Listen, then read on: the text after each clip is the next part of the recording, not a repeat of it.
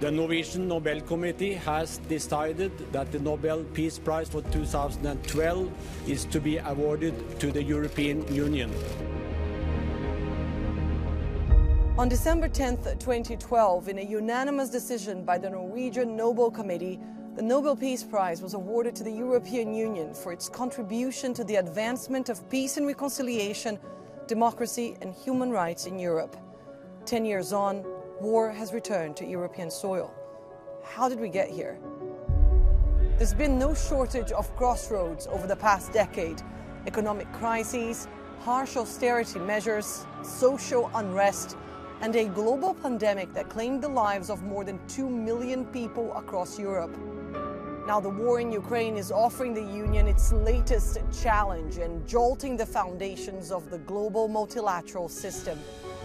In a series of exclusive interviews, European leaders deliver their view on the most serious mistakes of the past, as well as the biggest challenges for the future. All in an attempt to answer one question: where do we go from here? You have previously described the Nobel Peace Prize and that ceremony as one of the highlights of your political career. What do you remember of the ceremony and of the importance of that moment for the European Union? Mm-hmm. I delivered a speech, the best speech in my life. I tried to raise to the occasion, and I saw all of a sudden in the room that President Hollande, the French president, took the hands of the German Chancellor, Angela Merkel. They stood up, and it was really an emotional moment, because at that moment it was Merkel and Hollande, of course, but it was also Giscard and Schmidt. It was also Mitterrand and Kohl who were there in the room.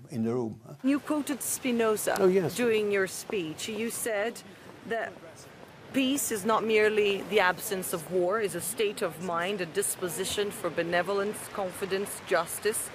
There can only be true peace if people trust their political system and believe that their basic rights are respected. Do you feel as though people in Europe at that time felt that way about the European Union? It's not just about the absence of war. And in the European Union, we are proud to have a community of values. It's about democracy, about freedom, about rule of law, about equality of rights between men and women. Some of these issues are now taken for granted, but unfortunately, they were not all always, and they are not in other parts of the world. So that's why I believe, yes, while there are challenges and issues, and certainly the European Union is not perfect, but I believe that without arrogance, we can be proud of the community of values we have been able to establish in Europe. At that time, Europe was going through some very difficult times. There was a crisis of the euro. There were austerity measures in place. There were protests in the streets of many European capitals, with many people saying that politicians in Brussels had forgotten what they felt. You remember, at that time, many analysts were predicting the collapse of the euro, Greece leaving the euro. It did not happen. On the contrary, now we have more countries joining the euro. Now we are going to welcome a new member in the euro. And so that has shown the great resilience of the European Union. But once again, I want to be honest in my answer. The European Union is not perfect, and there are issues, as we have in all democracies. And if one country, nation state with a democracy, there is a problem, of course, you can imagine that in 27 countries, multi-level points of decision, those problems still exist. So that's the way it is. But at the end of the day, in politics, it's always about the counterfactual. Would it be better, the alternative? I'm sure not.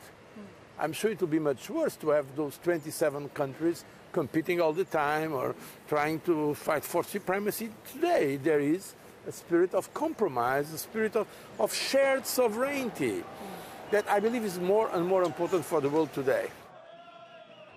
There was a strong determination to find common ground, to find the right compromise and to overcome the crisis, to reassure the financial markets.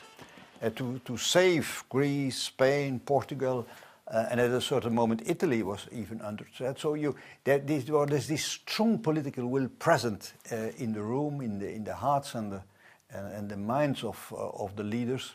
Without political will, you cannot overcome any problem. You need that strong determination. But it took time, 2.5 years.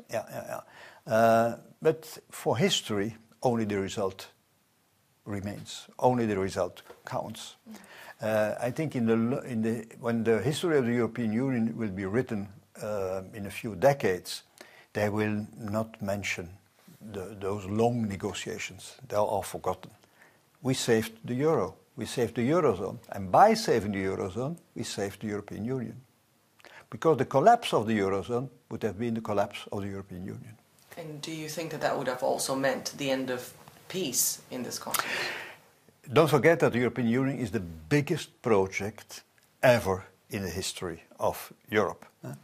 So when there is what you call the unraveling of the European Union, peace is at risk. Peace is at risk. Thousands of years with no single day without a war between countries in Europe, and now since more than 7 decades, peace. Why? Because we created a structure where war between members of the European Union is impossible.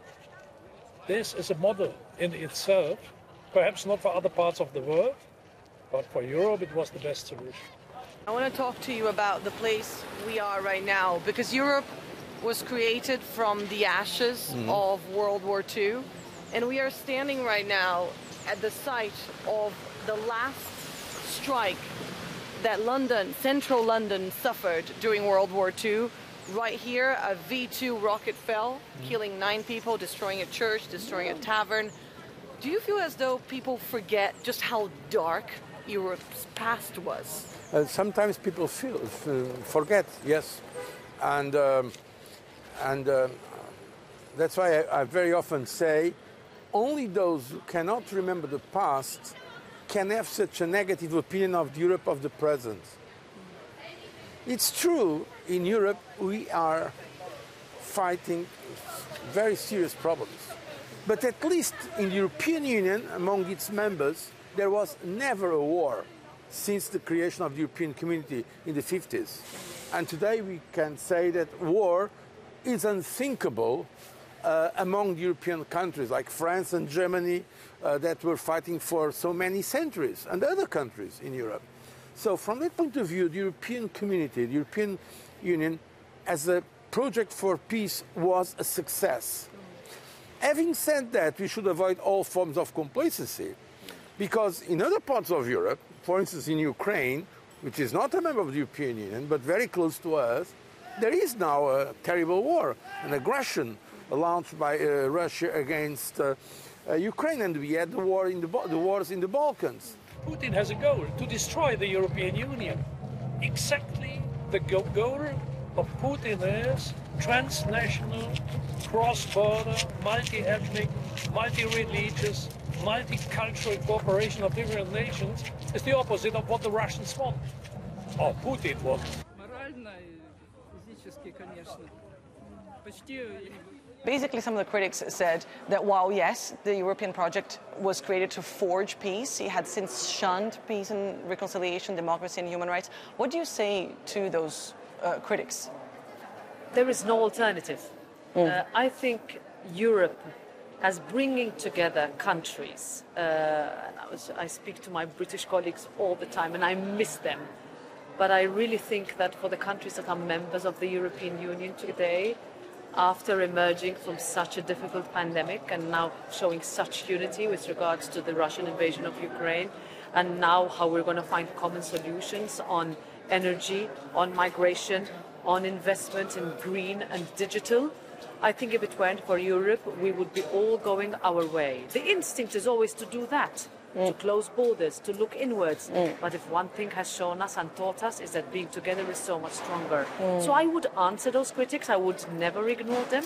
I think that that's the mistake we might have made, is thinking that the project can live alone, but we need to fight for it, we need to defend it, and I think most importantly, we need to explain it. During all those crises, we showed much more unity, with the exception of Brexit, much more unity than most people were envisaging and hoping for. And we surprised ourselves and we surprised the world. Europe still remains the best thing that can happen to a country joining the European Union, but also being a candidate country. The accession process is a transformative process for a country in terms of giving access to young people, to programs, to research, to education, to free movement, to roaming. Small milestones, but huge for individual countries. So I would think that yes, the challenges are there. Migration remains a challenge. We have legislative tools for it. At the end of the day, it's a question of political will. But it is a reality that for millions and millions of people around the world, coming to Europe represents a better life. Coming to Europe represents work. Coming to Europe also represents protection. And that's something we should never forget. Why do you think some people still don't feel as though they're better off within the EU? I mean, first of all, we are democracies. There are many different opinions, and that's great. It's great that we have different opinions, and by the way, that they have the opportunity to express those opinions. But the reality is that on a huge majority, according to all public opinion indications, support the European Union. They are skeptical about many things, as they are about their own governments. If you ask some of those people, are they happy with the government of their country? Are they happy with the parliament? Probably they will be even more negative about their own governments than about the European Union.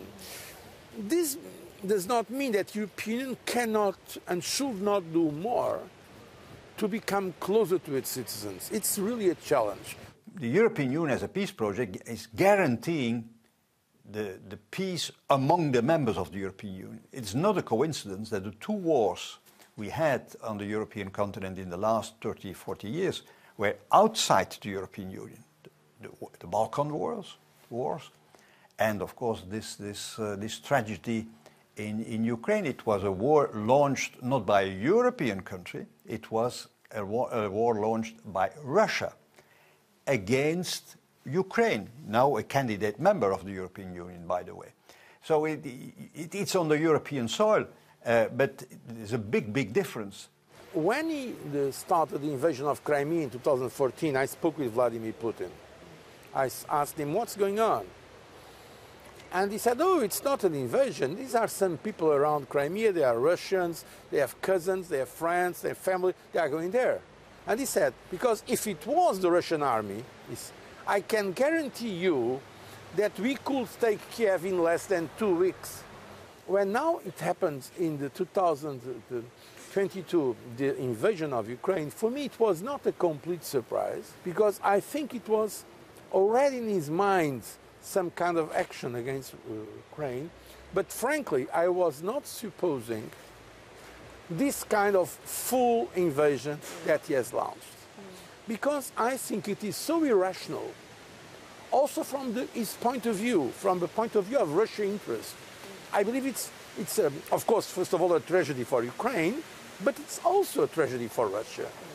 So I did not expect... Is it a tragedy for Europe as well? As well. In terms of where he leaves the EU? Of course it is. We have now a war in Europe, so it's very bad for Europe. But it's bad for the world in general.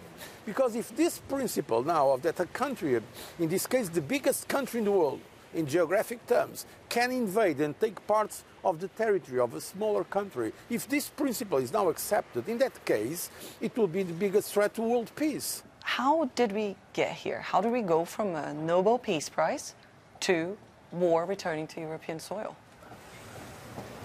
I would ask that to Vladimir Putin and ask why on the 24th of February he decided that his tanks should roll into an independent and territorially sovereign democratic country.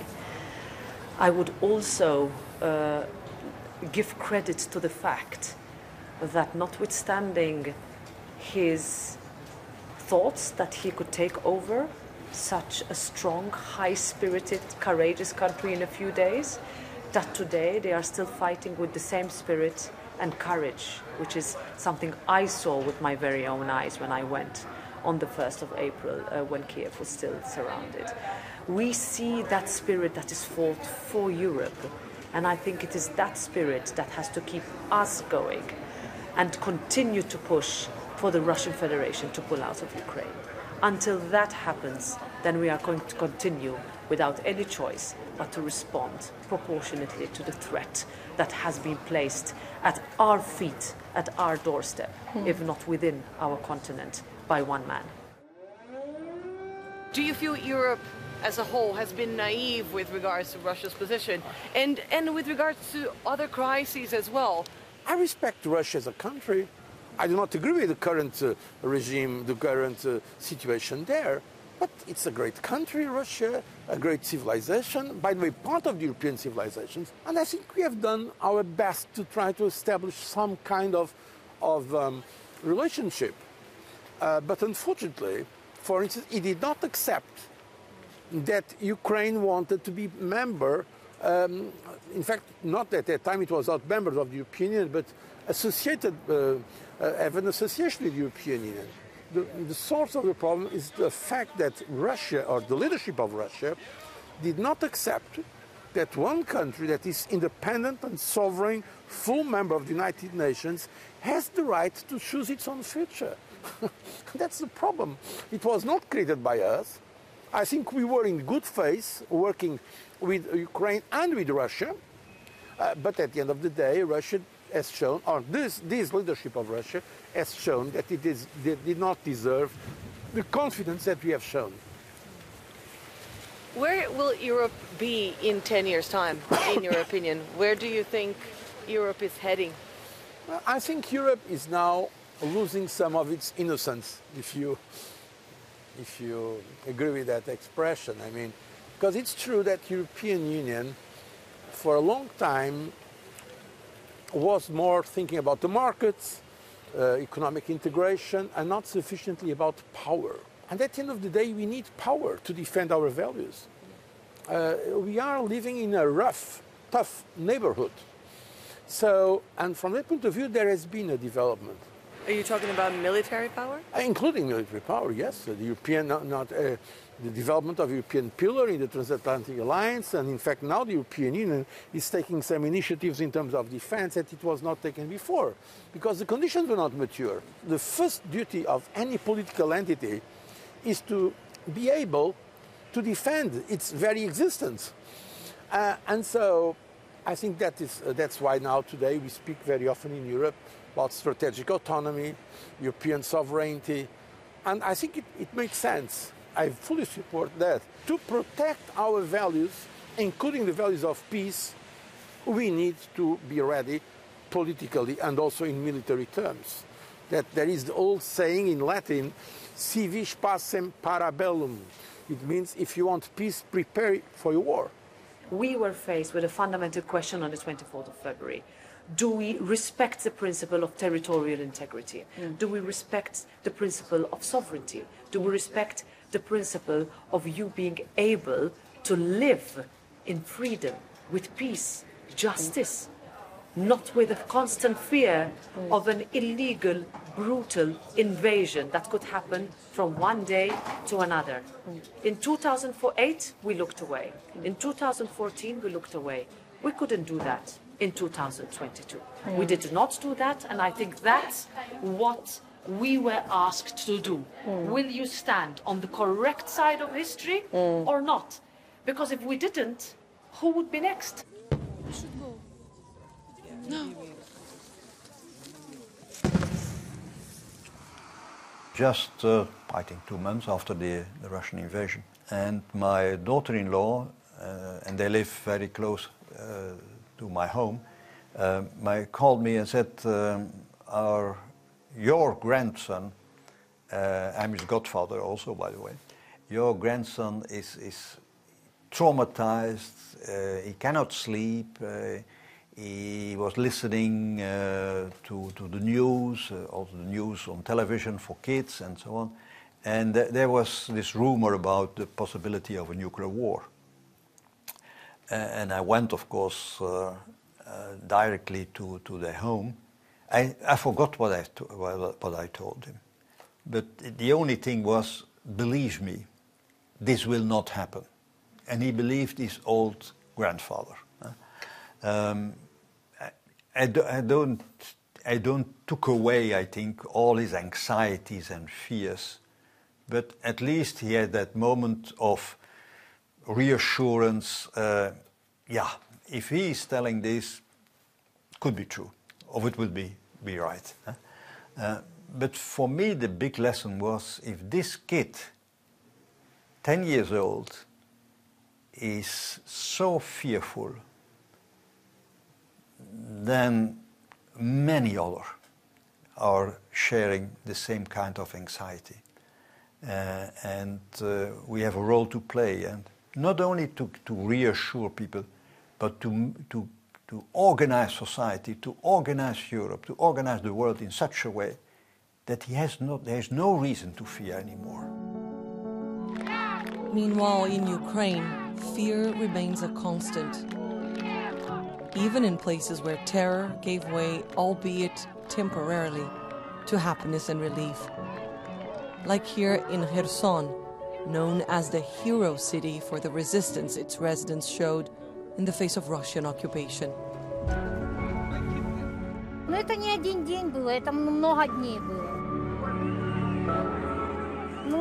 Мы и шли, вся толпа, люди и шли от, будем говорить, Ушакова сначала и спускались дальше до набережной.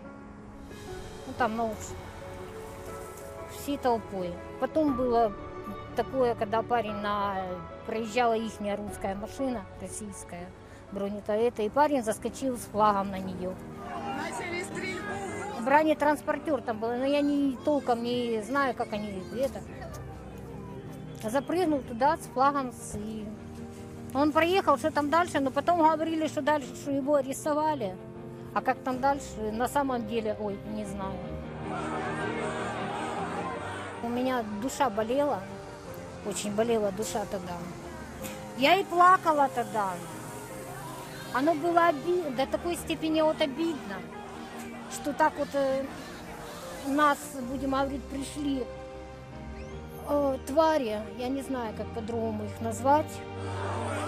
Но это ж тогда этот же, получается, ихний грузовик, этот КамАЗ. И тогда он сюда пытался проехать, толпа, обратно его отодвигала. Но это тогда еще они еще не стреляли, более мирно это было как-то это. А уже на следующие дни началась стрелянина, дымовые шашки закидывали на нас. И после того мы перестали выходить из-за того, что побоялись за свои жизни. The occupation of Kherson was to last 8 months, a long time, but not enough to make people here forget what Ukraine is fighting for. Надеюсь, что будет мир. Надеюсь. Прекрасное будущее. Как европейские государства, как и в Европе, мы к этому и стремимся. Feel European? Do you want to be part of the European Union, for example? Is that something that is important for you here? Конечно, да.